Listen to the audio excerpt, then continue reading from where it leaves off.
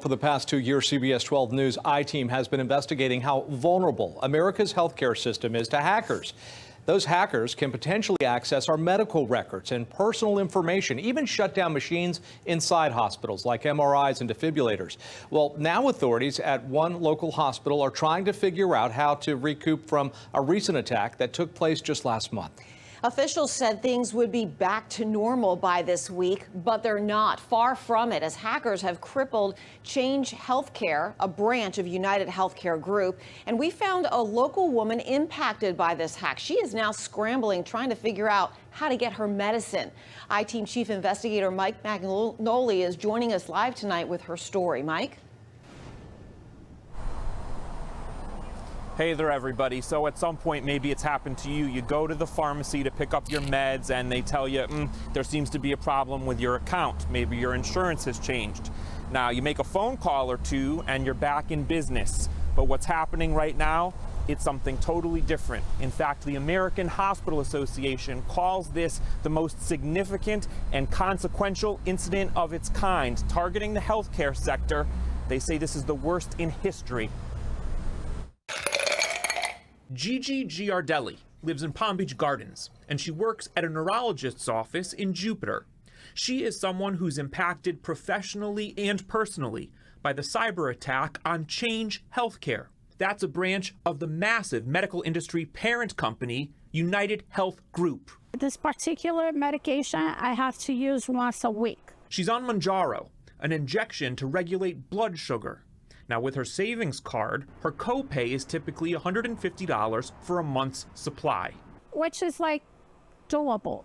But 3 weeks ago, at her regular CVS, the pharmacist told her that the discount could not be processed due to the hack.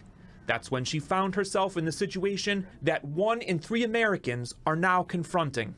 Their accounts are inaccessible. That means the meds are full price. $309. Gigi said she'd come back later. That same day, cell phone carrier AT&T was experiencing a major outage, and Gigi wondered if the two incidents were related. Company officials say they are not. But while AT&T seemingly bounced back from whatever they were dealing with, Change Healthcare is still floundering. This cyber attack has affected every hospital in the country one way or another. It's not a data crime. It's not a white-collar crime. These are threats to life. This is a necessity for me, and I had to give it in.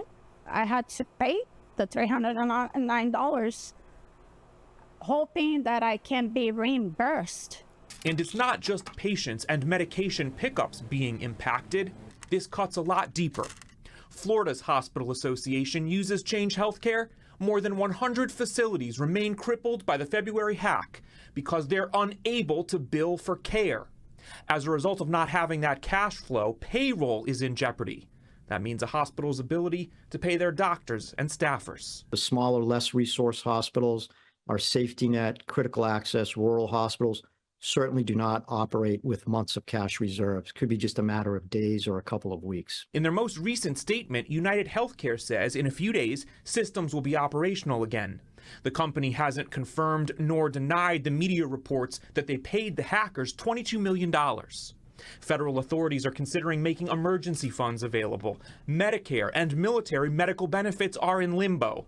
And for people like Gigi Giardelli, if this isn't fixed soon, she's staring down a choice: skipping medication or paying that full price.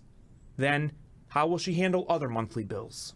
$309 is pretty much a car payment to some of us.